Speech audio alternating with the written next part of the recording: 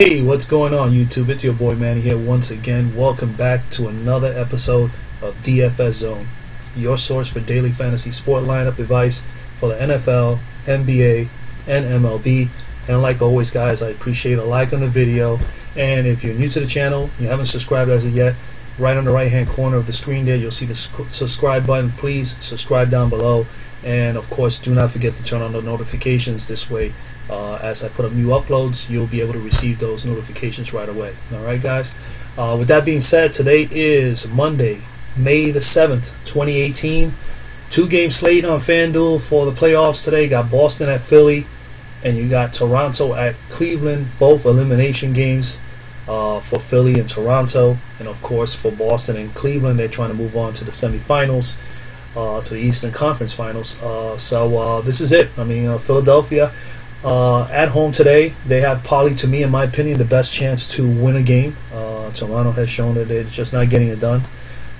They have had the issues with Cleveland for a while, but implied totals for today for Philly, 105.8. Boston is at 99.3, so Philly is about a 5.5 point favorite at home. They should have pulled out a game or two out of these, but unfortunately they have not. And we'll see if they can get it done today. So let's go. Let's just dive right in. And I want to try to make the videos as abbreviated and as quick as possible. I mean, I've had great feedback from you guys, man. I really appreciate the guys and girls that have subscribed to the channel, and I like the comments, and I like some feedback, and some people have given me some good positive feedback. They like the content, they like what I'm actually putting on there for you guys as far as giving you the best possible advice, but they like to see the videos be a little bit shorter. They are pretty lengthy, and to be totally honest with you, I've also felt that they were too long as well. But I can yap my ass off forever regarding sports. I mean, I can really go at it. If you meet me for the first time, we're talking at a party or at a get-together, trust me, I could talk sports pretty much the whole entire time while I'm having a number of cocktails. So, but you know, while I'll do what I can to try to be a little bit shorter, I am going to abbreviate it. There's ways to make this a little shorter. I'm just going to get to the point, speak to about a few guys that I am looking at, that I'm targeting. I'll let you know about some value plays, and then of course I always will try to recommend, you know, some team stacks and so on and so forth. I'm going to try to do it a little bit quicker. So right away, I'm going to go this way. I'm going to go Boston, Philadelphia first. We're going to look through the guys right here, and then from here I'll go right over to the cruncher, and we'll look at some things there. Top person here in this particular game is Joel Embiid. He is the one that cost the most, 10,300. And I'm going to be totally honest with you, I love Joel Embiid in here. I really do. We'll go right to center here in the cruncher. He is projected to put up 46, and he has been averaging more than 46 in the 3 games he has played against Boston. Boston really is not going to have anybody that can handle him. I mentioned this before in the previous videos as well. I've been a big supporter of Joel Embiid throughout this series, saying that he is definitely the main guy here. He's taking still an enormous amount of shots, which is needed. He's playing great minutes, and like I said before, as long as you're getting minutes, and as long as you're getting shots, and as long as you're putting down some shots and doing all these other dirty things, like look at where he gets all the extra fantasy points from. You know, defensive rebounds. He got 6 offensive rebounds. That's very, very critical. You know, he had a block, he had a steal, and you know, he did pass the ball twice. He got 2 assists. So I mean, he does a little bit of everything. I really like Joel Embiid. I think he's definitely a fine play here. He is at 10,300. He's gone up $300 more. I still think he can cover that. We know that he has upside to put up at least 60, 65 or better. He's done it before throughout the season. So Joel Embiid, definitely a fine play here, guys. I definitely like Joel Embiid. He'll be in some of my lineups. We go back here. The next guy in here is power forward Ben Simmons for Philadelphia. It's the next most expensive guy on this particular game, 9,800. He is still a little pricey, but Ben Simmons also not a fine play at all. I mean, he is definitely a fine play here as well. I'm just a little concerned he hasn't really hit value in any of the last 4 games, but he's been putting decent enough numbers. He had really that dreadful 15. I mean, which I mean, it's crazy for him to have 15, but he had a terrible game. But he came back, he rebounded well, 43 minutes. He shot 8 of 14, really didn't do much more other than, of course, he rebounded and he got some assists. What kills him is he's turning over the ball quite a bit. A little sloppy with the ball, 4 turnovers, which obviously that kills us with 4 points as far as fantasy points are concerned. But he did have 2 blocks and a steal, so he does a little bit of everything, and he's not a big big fouler, so that shows that he is at least decent defensively. He doesn't commit silly fouls. He hasn't fouled out in quite a while since back back here in what's this, April 10th. So that's even before the playoffs. So I mean, Ben Simmons definitely in play. Am I on him? 9,800. If I'm going to compare Ben Simmons and of course Kevin Love, we'll discuss a little bit later. I would definitely go Love. I mean, it's $2,000 cheaper. He has tremendous upside as well. We know he's capable of putting 50 plus.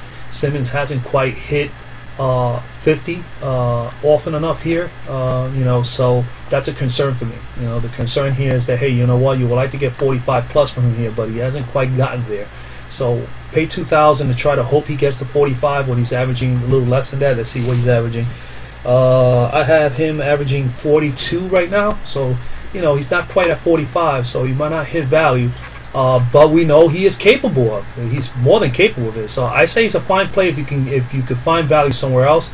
Me personally, even though Kevin Love is up in price, he's playing a lot better. For a GPP play, I'd rather take Kevin Love, who has 50 plus point upside, and he's projected to put 30 today, and he's only 2,000 less than Ben Simmons. So that's the way I look at it there. So I mean, it's something to consider. But we'll stay with the game here. Next guy on the slate, who is up 8,900, is point guard Terry Rozier for Boston. We go here, and let's just try to go to the point guards and stay right there as far as Rozier. And we have Rozier here. Okay, Rozier, I've been preaching that I like Rozier throughout the playoffs, especially in this series. He's done very well, 54 and 47, and he had a little dud game here, but I was still pretty much around what he was projected. He put up 36, pretty much 37. He had 44 massive minutes, so he really only got 3 minutes of rest, 2 minutes rest, 4 minutes rest. Excuse me. Sorry, 7 of 15 from the floor, 2 of 8 from 3. Really struggled there. He shot well, decent enough from the floor. He got 7 total rebounds, 3 assists. We'd like to see him pass the ball a little bit more. He did have 2 steals, so he has to do just a little bit more, and that's one of the reasons why. As you can see here, he had 9 assists in the previous game, but it's pretty much the same amount of rebounds. So you got to get the assist total up. That'll give us more fantasy points. He'll hit that 40, 45 spot, better than he did in this previous timeout.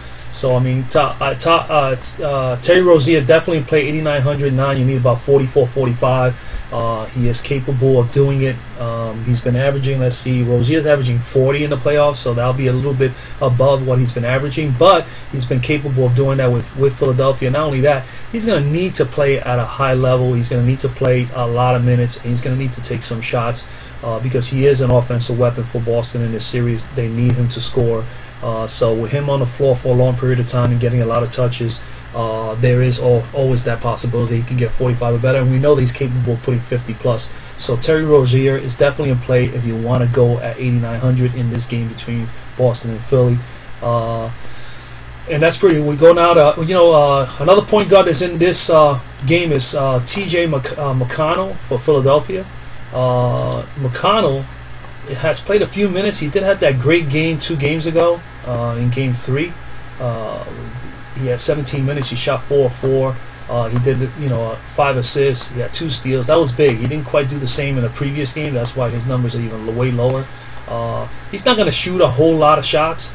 What you want from him is you hope that he's going to get a couple assists, a couple steals, maybe even a block, and obviously get some rebounds. And that's where you're going to get your fantasy points from. So I'm not so much on him, but he will be a sneaky play at 3,000. I mean, it's something you guys can consider.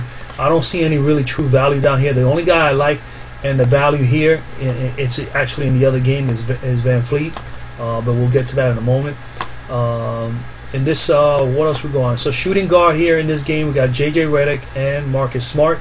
Those are the 2 key guys other than Jaylen Brown, who's recovering from an injury and slowly but surely working himself back into the lineup, and Marco Bellinelli. So we got 4 guys to look at. And I'm going to tell you right now, I really still like J.J. Redick here. Okay, Redick is still averaging, what do you got here? Redick is averaging 27 in the playoffs. They're projecting to pretty much hit 26 today, so it's pretty much about what he's been averaging. His price is at 5,900. He was, 5,800 in the last game, so they jacked him up $100.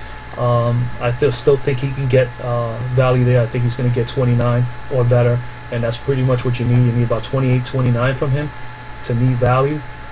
6 of 15, 3 of 8, 3 of 4. I mean, again, he's getting minutes. Like I tell you guys, get minutes. If you're really a big integral part of the offense, which J.J. Redick is, as you can see from just the shots, 15, 17, 13, 13, 18, and then look at the threes, 8, 9, 7, 10. So we know he is an important piece to their offense. Okay, so J.J. Redick is definitely someone you want to consider here in the slate. I really still love him here.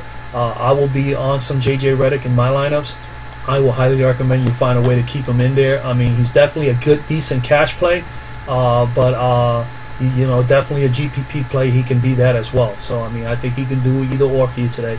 Jaylen Brown is probably the better selection here at that price. Jaylen Brown put up a 30, almost a 34 spot in the last game.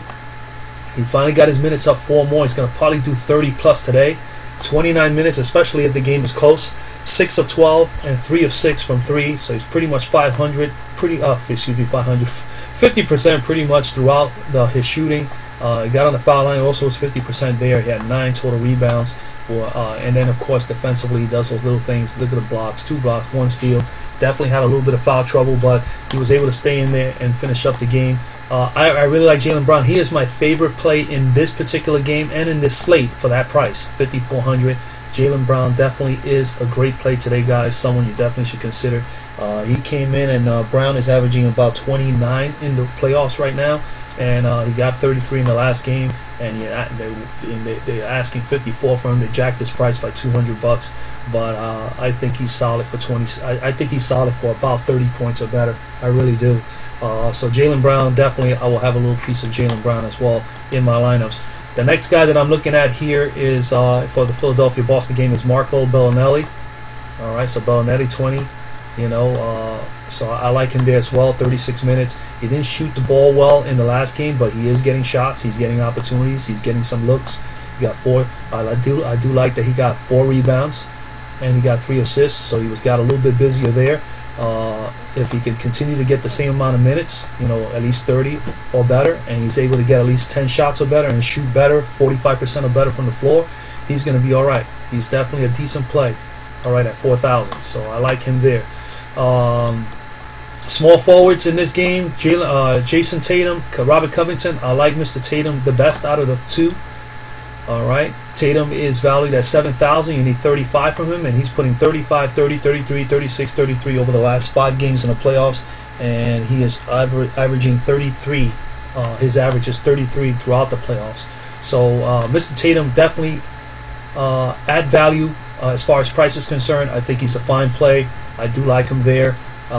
He definitely has 45 plus upside. Mr. Covington had a good game 2 games ago. They need him to get back on track. For whatever reason, he just did not shoot well at all. He missed every shot the other day, and that's the scary part about him. And you know what? I could just be like, I ain't gonna play him today, and probably I will not. I'll probably take a little stab at him depending on how everything unfolds when I look to make my lineups together. But man, I'll be favoring more Tatum here than him, and I'll definitely look for value somewhere else, or unless I'll stick James in there, which I'm not high on James today simply because his price is really, really high. But we know LeBron, anything can happen, and he's going to probably try to close out that series today, so he's going to do everything he can to just wrap that up. But 47 2 games ago, if he can get somewhere near that, that'll be fine. I just don't feel as confident that that will happen. He's in a good position. He is definitely one of the guys in the best spots because this is an area that Boston has had trouble with. They've given up 11, and not including his 1 big game against them the other day, 40-plus games, fantasy point games. They've given up 11 through small forwards, one of the positions that they have had the biggest issues,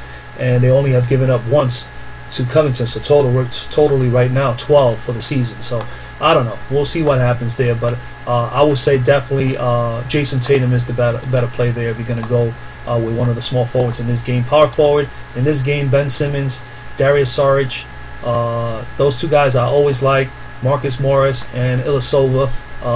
Let's take a look at them on the cruncher.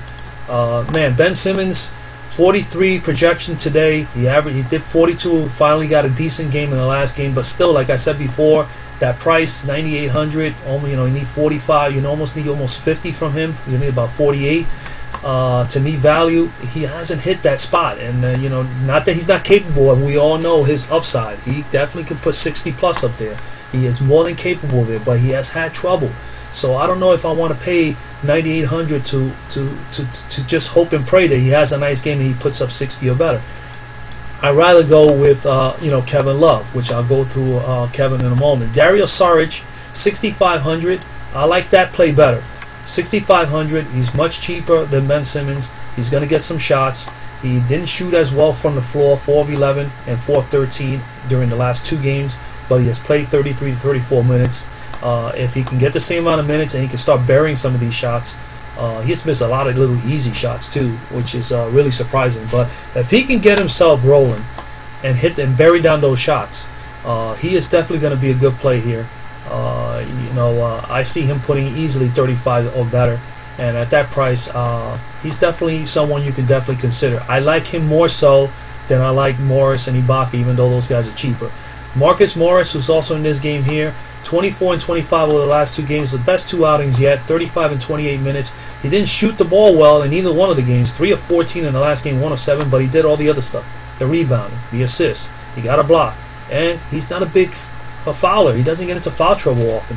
So that's another plus that you want from Morris. That means he's a pretty decent defender because he plays this amount of minutes and only has 1 foul in the last game. That comes to show you he was defending pretty well that game. So Marcus Morris, someone to consider here if you want value. He's only 5,000. You need 25 from him. They're expecting him to projecting him to have 22, and as you can see, he's been able to hit near 25 and 26 over the last 2 games. So definitely a fine little value play there in Marcus Morris, and of course he has upside to get 30 plus. Serge Ibaka is for the Toronto game. Ilyasova is also from this game. 28 fantasy points, his best game yet in a while. 27 minutes, shot 4 of 9 and 2 of 5. He could definitely do better than that. I had him in some of my lineups in the last game, and I was very happy to see that he has came through.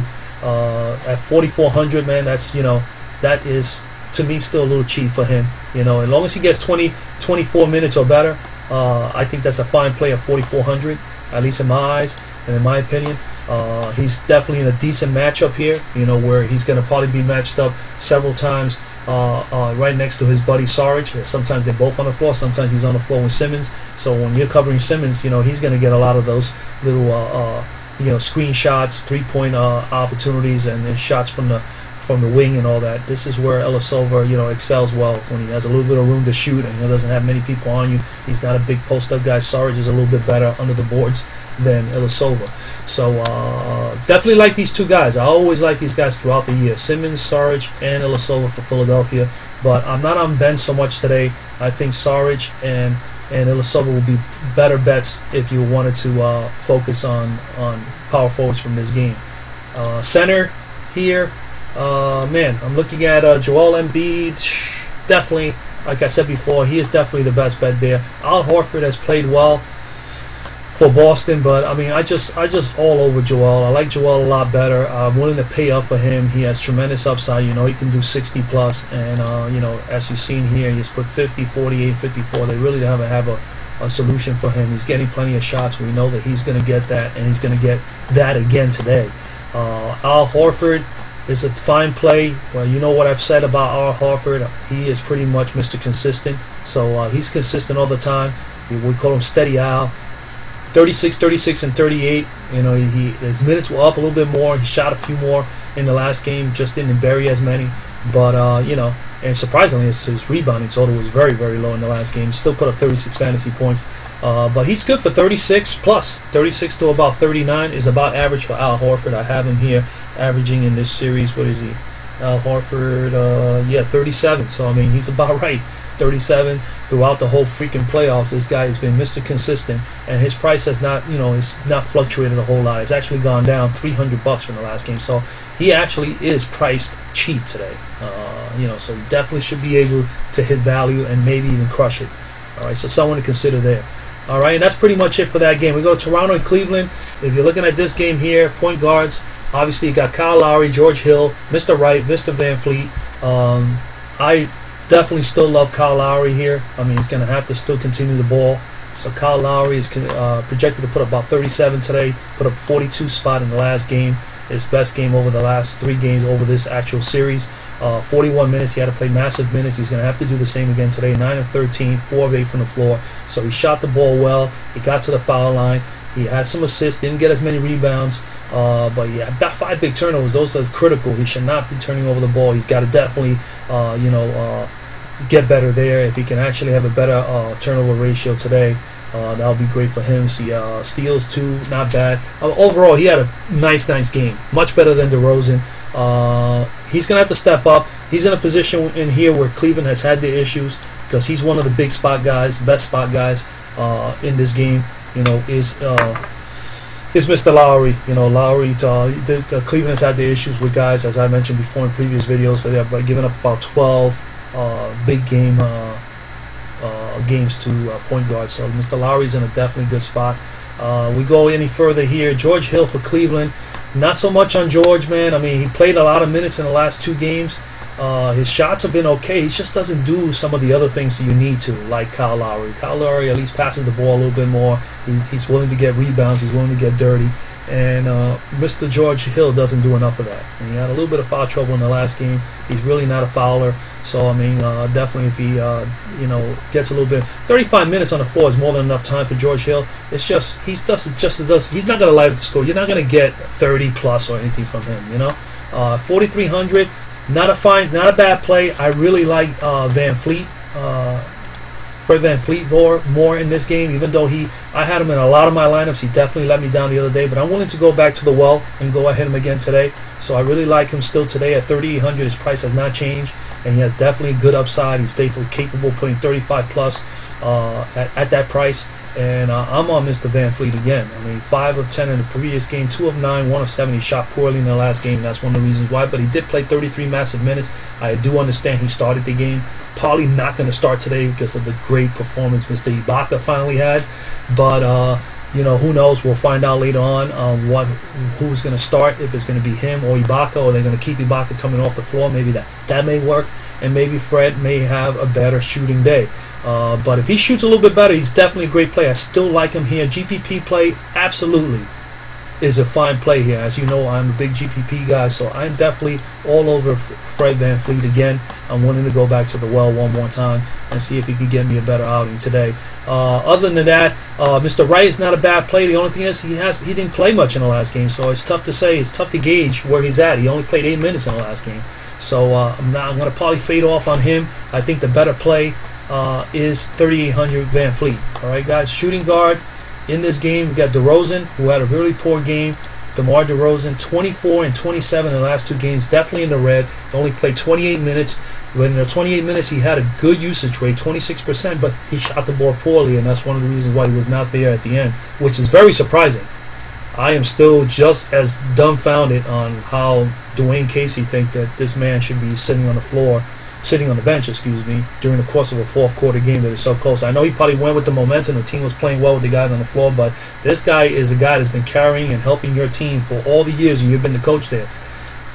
DeMar DeRozan belongs, and he should have the respect to be on the floor and try to, help his team win some games. So I was definitely not in favor of him sitting on the bench throughout the 4th quarter, especially also Valanciunas, which is incredible. But anyway, 28 minutes, 3 of 12, didn't shoot that well. I think he's going to bounce back. Will he get a 47 spot like he did 3 games ago? I don't know. He's going to need to. That's for certain. For certain, they need him to do that. But we'll see what happens there. I think at 8,700, he's still a fine play. They actually jacked up his price, $100. I have no idea why. He should have stood the same, or actually went down $100 or $200. But it is what it is. I mean, this FanDuel. It's just, you wonder sometimes who the guys are putting these pricing in here for these fantasy games. But 8,700, I'm willing to play him simply because this is a do or die game, and he's going to need to step up. And if he steps up, it could be a possible Game 5, which would be great, man. I am rooting for Toronto. I don't like Cleveland. I'm one of those guys, as well as a bunch of other in the world, that really don't want to see the Cleveland Cavaliers all the way in the finals again. But right now, it looks more and more obviously that that's going to happen, that Cleveland is going to move on, at least to the next round. Don't know yet if they're going to make the finals, but Toronto will be nice, man. Play for pride tonight, guys. Play DeMar DeRozan. Let sink or swim with these guys. They're your key guys. Kyle Lowry should be out there. DeRozan should be out there. Valanciunas should be out there. They should be battling for the chance to play Game 5. And if they lose today, then that's it, man. They've just continued to be the choke artists as they have been every time they meet the LeBron James and his Cleveland Cavaliers. They just always have an issue. So until they get through that, get that monkey off their back, they're not going to get to another level. So we'll see what happens there. We move on. All right, so we got shooting guard DeMar DeRozan. We got Kyle Korver and J.R. Smith. I'm not on Clarkson or Hood. I haven't been throughout the whole thing, and thank goodness neither one of these guys have come through for Cleveland in a high impact way where it has hurt anybody who has playing fantasy basketball like we are. So thank goodness for that. But JR and Carver are definitely more involved with that offense, and they definitely need both of those guys to shoot the ball well. They're projecting Carver to have a better game than JR. They're projecting him to have 18. He's at 4,600. He had a 24 spot in the last game, which is respectable. 33 minutes is absolutely great. 6 of 8 and 4-6. He shot the ball well. Got 4 rebounds, had 2 assists, and he had a turnover. You know, I mean, it's a fine game by Kyle Korver. You know, double K came through. J.R. Smith. So it's all on you guys. He's 4,600. J.R. Smith is 4,500. I think J.R. Smith, has a tendency that when he shoots well, he's going to get the minutes. You just don't know which one of these guys is going to go off. It's sometimes very difficult for both of them to have great games, but when they do, that is obviously great news for Cleveland. But right here, it's just tough to say, man. You know, I have no idea which, if I wanted to go at this price range, which guy I think is going to go off. It's hard to tell. You just don't know because they're both very streaky guys, you know. So, I mean, here, even though Kyle Korver and J.R. Smith are both fine plays at 4,500, I think that those prices are okay for those guys. I think you can definitely go with one of those two guys, in my opinion. I would be more leaning towards Bellinelli having a bigger game than them, and they're projecting him to have actually a better game than both of those guys. And he's $4,000, so, I mean, I'd rather pay down, get a little more value, and hopefully Bellinelli has a big game. This is GPP, guys, you know. So I mean, you could go all the way to Hood and Clarkson if you wanted to. I mean, Hood is only 2,500. That's a steal. If he gets at least 15, 20 minutes and puts up a point a minute, he's gonna crush value easily, and you're gonna get your money's worth. But I don't know if I want to go. That route. So for me, to my audience, I'll say Bellinelli is the best value play here in this slate. Okay. But you could go you could go to Carver or Smith if you wanted to play a DeRozan, and that's entirely up to you. All right. So again, I prefer DeRozan here and pay up for him. But if you wanted to get some value, go a little cheaper. Definitely, you can go with Smith or Carver. Small forward in this game, obviously LeBron James is really, really high in price. You need about 70 somewhat from him. He's capable of doing it, as we know. I just don't know if I'm going to play LeBron. He'll probably be in one of my lineups. He's not going to be in my core lineup, meaning that I'm going to have him in every lineup that I make today. I mean, I usually make 14 to 20 lineups for GPPs throughout a bunch of tournaments. You know, I try the 100K, I try the 20K, whatever, the 10K or the 5K. I have multiple lineups there, but pretty much I'll have a core of 5 or 6 players that I think, if I have 5 or 6, usually it's 5 or 6, sometimes maybe 7. And that's the way it is. But I mean, he may be in one of those lineups if I can find the room for him. We know he's capable, as you can see. He got 75 and 74 so far, 70 here, another 71 here. So I mean, he's capable of putting 70 plus, and that's what you're going to need from him today. You know, you're going to need 65 or better at that price. It's just really outrageous numbers. But I believe that you can play him. We know that King James is the real deal.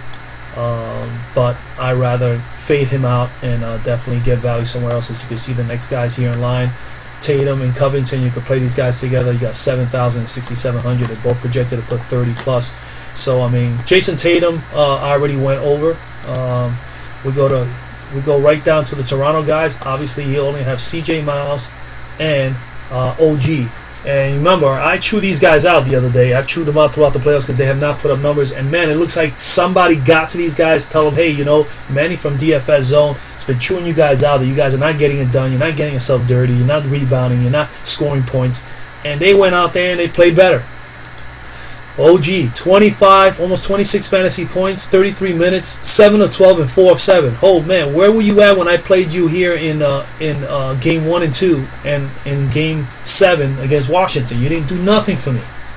Nothing. That's why I faded you out and I said I am not going to go with OG anymore. And to be honest with you, he had this great performance the other day. I'm not on OG again today. But at 3,700, guys, if he could put up those kind of numbers again, he's not a bad play.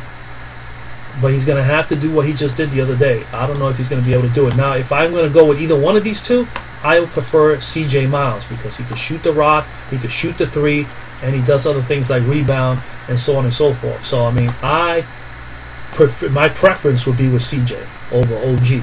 23.7, 24 fantasy points pretty much the other day, 34 minutes, 5 of 9 from the floor, 3 of 7 from 3. I mean, I could live with that. 6 total rebounds, 2 of them offensive. He could do that. He's definitely going to help the team get those second chance opportunities. That's what you need. These guys got to, follow up some shots. Somebody shoot the ball, go out there and try to get a rebound, offensive rebound for your team. That's what I want to see. So CJ Miles is more of my favorite value play here today.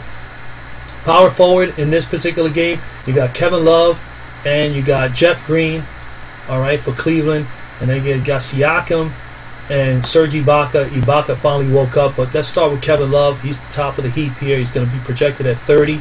He's at 7,800. He put a 52 and 48. I think Kevin Love is back. I think that, you know what? His price is going up. We saw him as low as 6,300 in Game 1, and now he's up to 7,800. So his price is jacked up $1,500 over the last 3 games. But he's getting the minutes. He's getting enough shots. 7 of 14, 11 of 21, 3 of 13, 5 of 13. You know what? He's getting on the free throw line. He is rebounding like a beast now. Okay? As long as he keeps those fouls, he don't get himself in foul trouble, he's going to be all right. He's getting a steal. He's getting a block. Kevin Love is playing more inspired basketball right now. And you know what? Cleveland is benefiting from it because without his 21 points here, 7 of 14 from the floor, I mean, they don't win the game the other day. If you think about it, besides LeBron.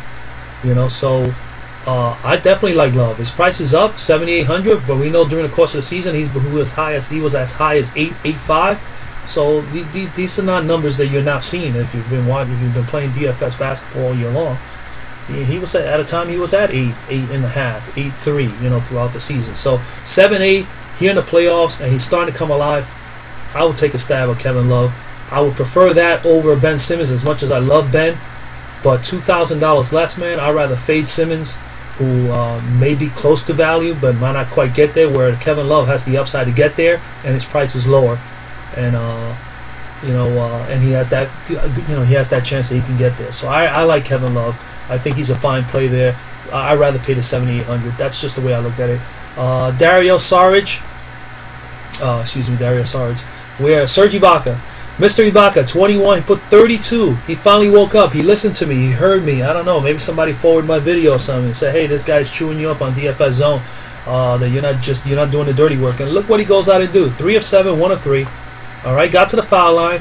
Look at this. 8 rebounds. Finally started rebounding a little bit more. 1 assist. And look at this, 4 big blocks. That's 12 fantasy points right there. I mean, it's what, 3 points a block? So that's 12 fantasy points. That skyrocketed him from 20 fantasy points to 32. So if he can go out there and do these little dirty things, he did still foul out, but I could respect that when he goes out there and he's blocking shots. That means he's being aggressive defensively, and he's just saying, hey, you know what? It's time for me to go off here.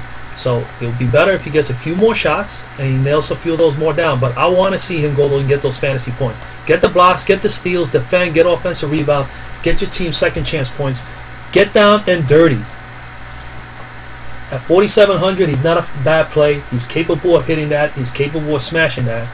I think that I will have him in a few lineups and try to give him a shot and see if he can come through for me today. I have not been playing him. But out of all the guys in the small forward, power forward position, he has the best opportunity. Cleveland has struggled with power forwards and small forwards all year long, except in this series. And then finally, Ibaka woke up and gave them a challenge the other day.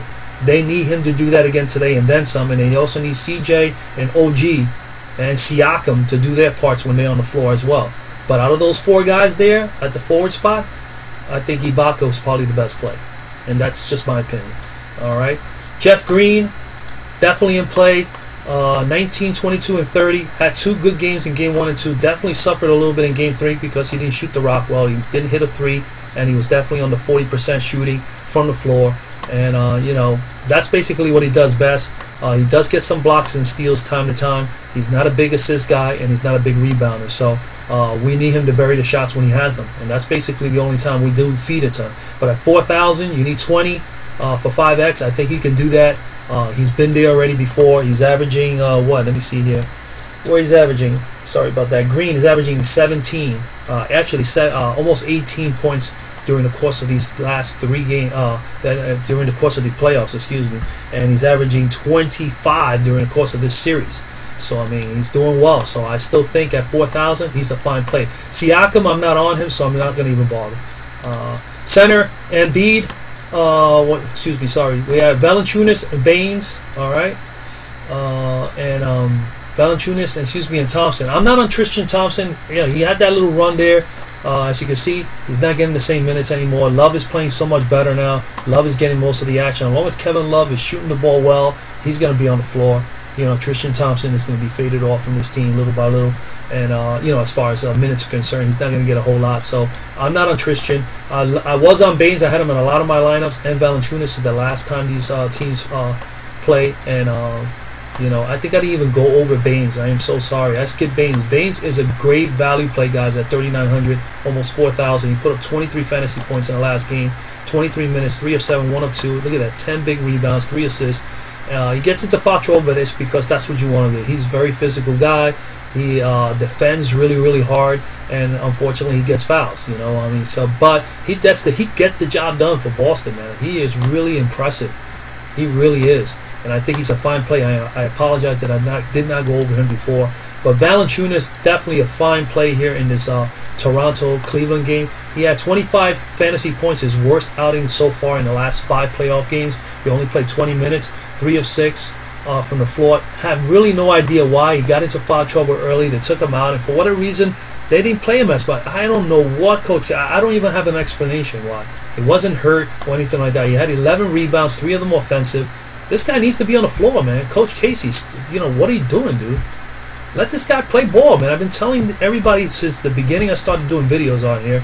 I get really annoyed when coaches do that to players. This guy has been working his butt off, during the last 5 or 6 games. And you go and you have him play only 20 minutes in a game that was close.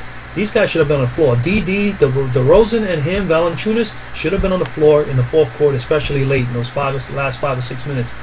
They faded these guys out.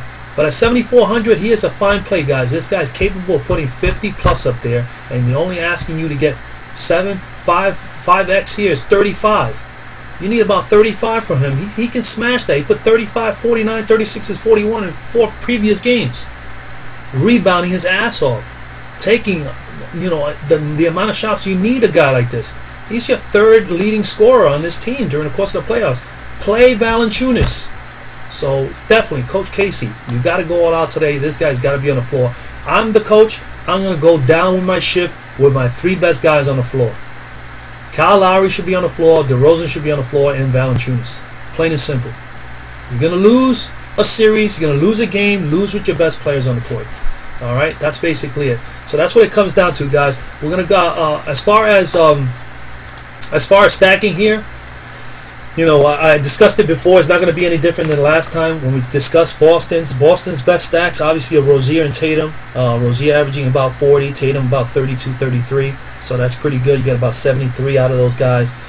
Definitely a nice stack also be Rozier with steady Al Horford, who's averaging 37. That'll be about 77. And then the best triple play there for Boston will be Rozier with Tatum and Horford. But then again, now you got Jaylen Brown back.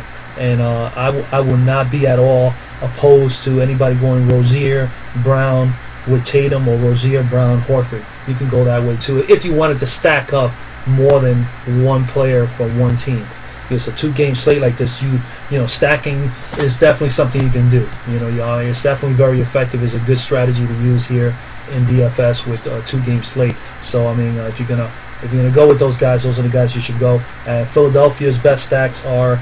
I definitely like still Simmons with Embiid, or Embiid with you could do Embiid with Redick, and a triple play would be Simmons, Embiid, and Redick.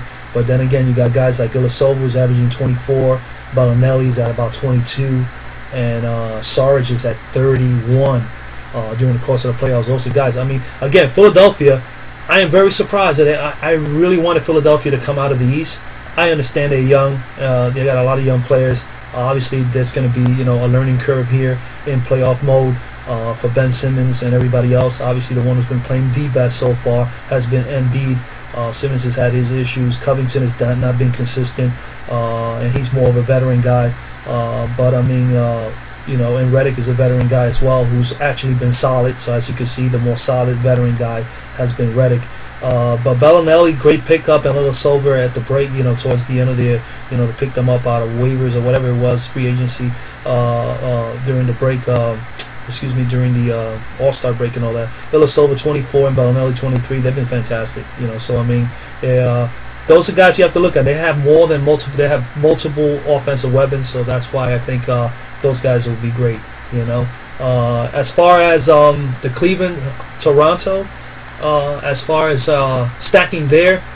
Toronto guys, obviously Kyle Lowry with DeRozan is the best bet, and then if you want to do a triple play, you definitely want to do Lowry, DeRozan, and Valanciunas. But keep your eyes on Mr. Ibaka, all right, who played a good game the last game, and definitely a good value player there would be Mr. Van Fleet. I like him there and then I also like C.J. Miles. So those are guys you can look at for offensive or value plays. C.J. Miles is a value play, and Van Fleet. I definitely like those two guys. For Cleveland, not so much so there. James obviously is the best play. You're coughing up quite a bit. You hope that he gets 70 to cover that. It's a little bit steep, but if you want to fade him out, I am all for that as well. I think the best play out of from after him for a Cleveland player is Mr. Love, who's averaging 26, 27 now in the playoffs, and he's on the up and up. And he's definitely a good GPP play here, so I think he's the best play there for Cleveland. And if you want some value from Cleveland, definitely you can still consider JR or Carver, or definitely Mr. Green. I like Green there as well. Those are the best guys there, and that's pretty much it, guys. I mean, I try to be more brief. I think I'm like 20 minutes shorter. Definitely will try to work on making it even shorter tomorrow. I cover so much stuff, and then I start talking, and I extend the video a little longer. Forgive me for that, but I hope I'm able to give you guys some good advice here. Basically, that's pretty much it, man. Enjoy the games tonight. I'm gonna make my lineups, man. I really want to try to land this GPP, and let's hope that that Philadelphia and Toronto pull out this these game fours tonight, so that we can have a game 5. I really want to play some more DFS NBA, but if these games end today, obviously there will be less 2-game slates for sure, and that will suck. That will suck big time, man, to be honest with you, because the 2-game slate is much better than just playing 5 players from one slate. Not that I won't play it, but I won't be playing large amounts of lineups with that strategy of 1-game slates. But we'll see what happens. All right, guys, man. Enjoy the rest of your day. Good luck tonight with your lineups. I appreciate the comments, the good feedback from certain people. I appreciate that. And keep the likes coming. Keep subscribing to the channel. If you haven't subscribed yet, please do so down below. And of course, don't forget to turn on the notification. This way you can get my uploaded video right away. And hopefully I can help out some of you guys to make some good quality lineups tonight. And basically that's it, man. God bless. Good luck tonight, and I'll see you guys tomorrow. Your boy Manny is out.